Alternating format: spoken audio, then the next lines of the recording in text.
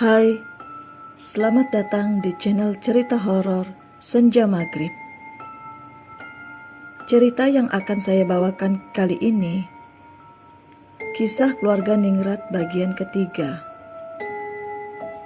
Buat yang masih suka ikutin cerita horor dari saya, tapi belum di-subscribe, jika berkenan, klik tombol subscribe untuk selalu update cerita-cerita terbaru dari saya. Kita bahas sedikit tentang hari lahir Beton atau Weton.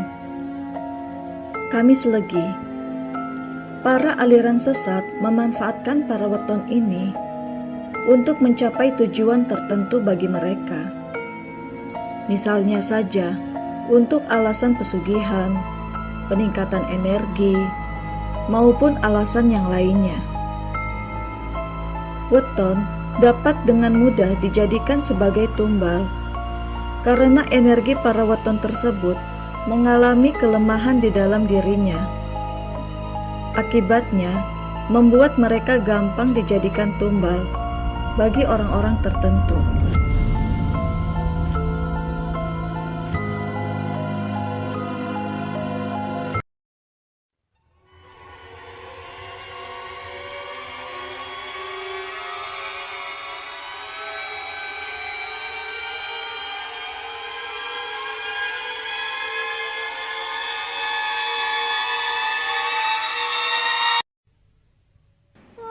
Sang nyonya besar, yakni Bu Sukma, yang semakin lemah raganya kini tersiksa dengan siksaan sakaratul maut dan menunggu calon raga baru untuknya. Tiap menjelang senja maghrib, suara jeritan yang parau sang nyonya besar yang selalu diakhiri suara kerongkongan mengorok seperti ayam tersembelih makin menambah suasana pilu dan mencekam. Senja itu Mbok Las dengan membawa air kembang dan bakaran dupa memasuki kamar nyonya besar. Sisa aroma wangi dupa dari hari kemarin masih terasa menyengat di dalam kamar nyonya besar. Nyonya, bertahanlah beberapa hari lagi. Calon raga baru untukmu sudah siap. Bisik Mbok Las pelan di dekat telinga Bu Sukma yang kini mirip seperti mayat hidup. Mbok Las yang menaruh sesajen berupa dupa dan kembang setaman bergegas keluar kamar dan kembali lagi membawa makanan yang untuk disuapkan ke Bu Sukma sang nyonya besar. Lain halnya dengan Bu Ningrum, sang menantu di keluarga Ningrat itu. Dirinya yang akhir-akhir ini merasakan kondisi tubuhnya yang menurun dengan cepat dan drastis. Seolah telah hilang gairah hidup dan kini ia pun tak lagi menyanggul rambut panjangnya yang indah. Namun ia biarkan terurai panjang. Ya, Bu Ningrum kini terlihat semakin tua dari usianya saat ini. Dan Bu Ningrum kini tak lagi ceria seperti biasanya. Ia lebih banyak menghabiskan waktunya di dalam kamar daripada hanya sekedar mengurus tanaman berbunga kesayangannya. Kini, kita beralih cerita dari sudut pandang Bu Ningrum. Tok, tok, tok. Nyonya, izin saya mau masuk untuk naruh sesajen ini, ujar Mbok Las dari balik pintu kamar Bu Ningrum. Setelah menaruh sesaji dan berbincang sebentar soal pekerjaan dan tugas-tugas rumah yang sedikit terbengkalai semenjak beberapa hari Bu Ningrum mengurung diri di dalam kamar. Nyonya, besok adalah malam Jumat Legi, hari weton Nyonya. Ada ritual baru yang harus Nyonya jalani selain mandi kembang. Nanti saya akan tuntun tata caranya, ujar Mbok Las, berbicara dengan menundukkan kepalanya. Buningrum hanya terdiam dengan mengerenyitkan dahinya. Yang ia ketahui, ritual rutin keluarga Ningrat suaminya itu hanyalah sebatas mandi kembang dan menaruh kembang setaman di tiap pojok kamar masing-masing anggota keluarga. Buningrum yang tidak bergabung makan malam dengan keluarga besar Suryojoyo di Ningrat, ia lebih memilih berdiam diri di dalam kamarnya sejak siang tadi. Kondisinya yang tiap hari makin melemah membuat ia tiba-tiba jadi wanita pemurung. Suami Buningrum, Pak Wiyogo, masuk ke dalam kamar mereka. "Ning," Buningrum yang tidak bergabung makan malam dengan keluarga besar Suryojoyo di Ningrat, ia lebih memilih berdiam diri di dalam kamarnya sejak siang tadi. Kondisinya yang tiap hari makin melemah membuat ia tiba-tiba jadi wanita pemurung. Suami Buningrum, Pak Wiyogo, masuk ke dalam kamar mereka. "Ning, apakah kamu sakit?" tanya Pak Wiyogo kepada istrinya. "Entahlah, semua perubahan ini sangat cepat. Aku merasakan lelah yang luar biasa, Mas," ucap Buningrum sang istri. "Aku merasakan sesuatu hal yang buruk akan terjadi di rumah ini, terlebih pada diriku," tambahnya lagi.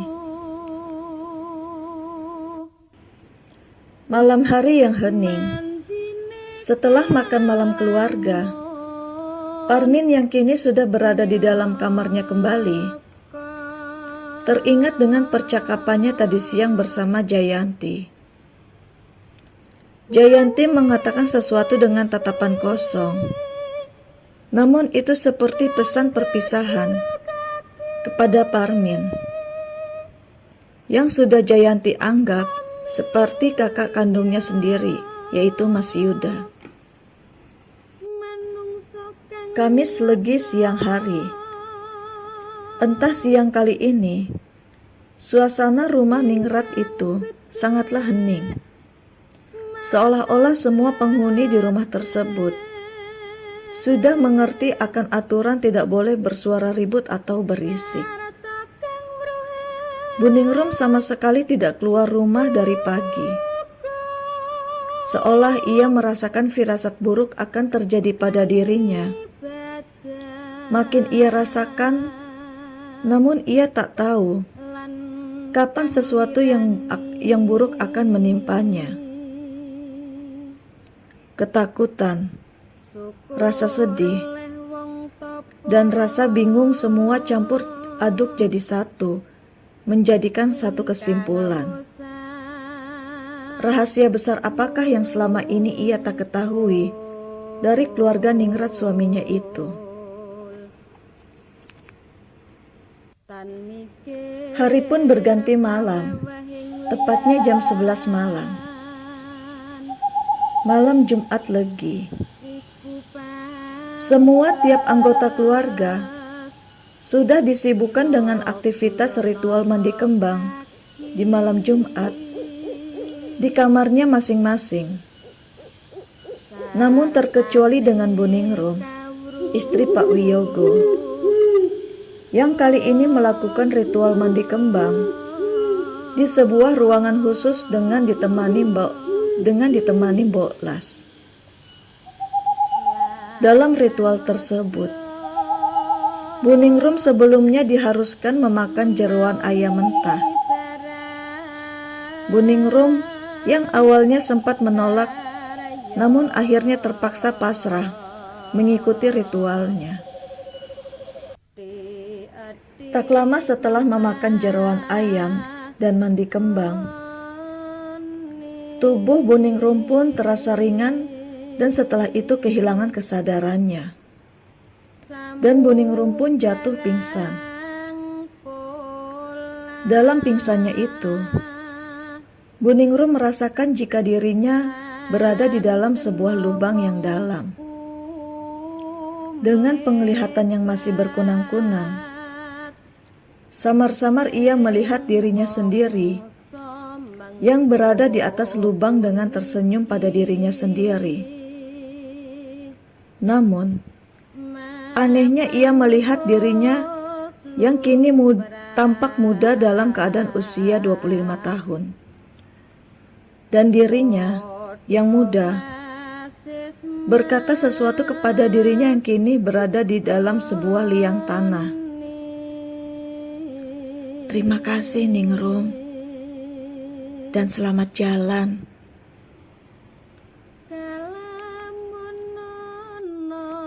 Tiba-tiba seketika itu juga, semuanya seakan berputar perlahan dan semakin cepat, dan semuanya berubah menjadi gelap.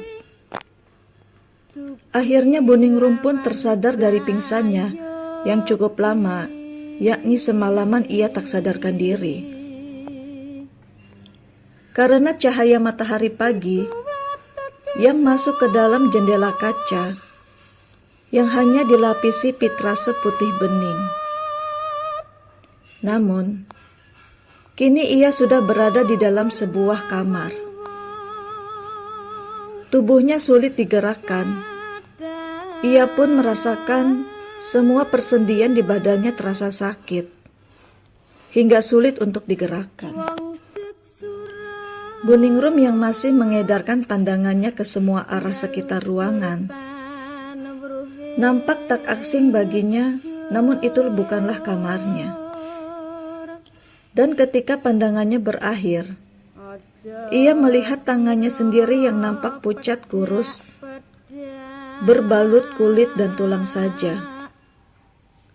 Nampak jelas seperti nenek tua renta berusia 90 tahun. Ia pun kaget melihat keadaan tubuhnya. Dan Buningrum pun berusaha sekuat tenaga untuk bangun dan ingin segera keluar dari kamar tersebut. Namun pintu kamar pun terbuka. Dan betapa kagetnya Buningrum.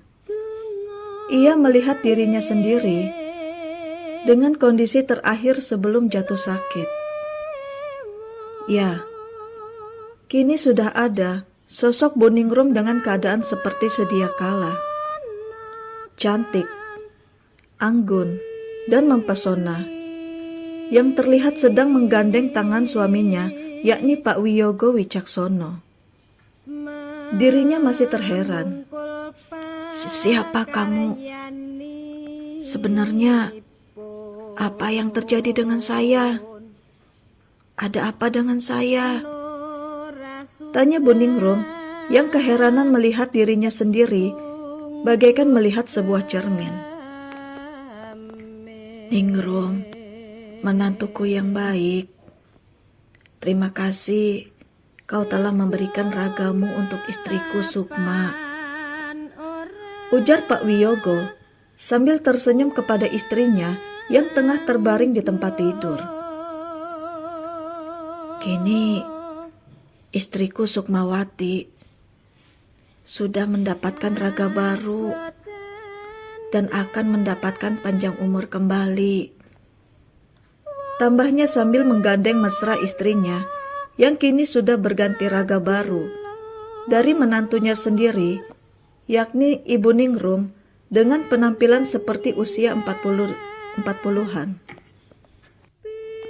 Kaget tak percaya, Buningrum mendengarkan semua penjelasan sang suami, yakni Pak Wiyogo. Jikalau Bu Sukma sang mertua sudah berganti raga baru, yakni tubuhnya sendiri. Dan Buningrum pun berpindah masuk ke dalam tubuh renta sang mertua, yakni tubuh Bu Sukma. Seharian Buningrum berpikir keras, seolah mencerna yang barusan terjadi, dan yang belum ia ketahui sebuah misteri di dalam keluarga Ningrat tersebut. Tiba-tiba, ia tersentak menyadari sesuatu jika saat ini Bu Sukma ada di raganya. Lantas, siapakah yang ada di raga suaminya kini? Ya, Pak Wiyogo saat ini adalah jiwa dari Pak Suryo Joyodiningrat, yakni ayahnya sendiri. Pak Suryo sudah berpindah raga ketika Pak Wiyogo berusia 40 tahunan. Dan yang dimakamkan tersebut adalah jiwa anaknya, yakni Pak Wiyogo. Dan kini, Pak Wiyogo sedang mempersiapkan calon raga baru untuknya, agar kembali berumur panjang. Jayanti semenjak kejadian pertukaran raga ibunya dengan neneknya kemarin, kini ia semakin bertambah murung dan pendiam. Antara pasrah dan siap, ia hanya menunggu gilirannya untuk dijadikan tumbal hari weton berikutnya. Makan malam kali ini pun akhirnya semua anggota keluarga Suryo Joyodiningrat bisa berkumpul kembali. Tidak seperti hari-hari sebelumnya, yang ketika itu Ibu Ningrum, Ibunda Jayanti, yang mengurung diri di dalam kamar, kini bisa kembali berkumpul dengan kondisi fisik yang bugar dan makin terpancar aura pesona nan anggun. Parmin yang senang melihat pemandangan keluarga majikannya ini, yakni Suryo Joyodiningrat, kembali normal seperti biasanya. Parmin yang sejak datang kembali ke kediaman keluarga Ningrat itu, karena sudah dianggap keluarga dan diangkat sebagai kakak Jayanti yang menggantikan posisi Mas Yuda yang meninggal 2 tahun lalu. Kini ia pun selalu makan di satu meja yang sama dengan majikannya itu. Ketika sedang berlangsung makan malam keluarga, tiba-tiba Pak Wiyogo membuka keheningan makan malam dengan mengatakan sesuatu kepada Parmin. Nak Parmin, bersiaplah. 2 minggu lagi adalah hari weton kelahiranmu, Selasa Legi. Hari yang istimewa buatmu. Dan kamu selangkah lagi melakukan ritual, maka kamu akan resmi menjadi bagian anggota keluarga kami. Ujar Pak Wiyogo dengan bangganya mengatakan hal tersebut kepada Parmin. Parmin hanya bisa mengangguk patuh atas perintah majikannya itu. Tak bisa dipungkiri, ada rasa bangga terbesit di dalam hati Parmin, yang masih tidak percaya sebentar lagi ia akan sah menjadi bagian keluarga Ningrat Suryo Joyodiningrat. Namun tidak dengan Jayanti, yang mendengar ucapan ayahnya barusan kepada Parmin. Justru Jayanti kaget dan tak percaya. Setelah raga ibunya yang sudah diambil oleh sang nenek, kini tak lama lagi raga Parmin, yang sudah ia anggap sebagai kakak kandungnya sendiri, kini tak lama lagi nasibnya akan sama dengan ibundanya. Bagaimanakah nasib Parmin selanjutnya? Apakah ia akan selamat dari jebakan ritual tumbal weton hari lahir? Temukan jawabannya di cerita selanjutnya. Terima kasih.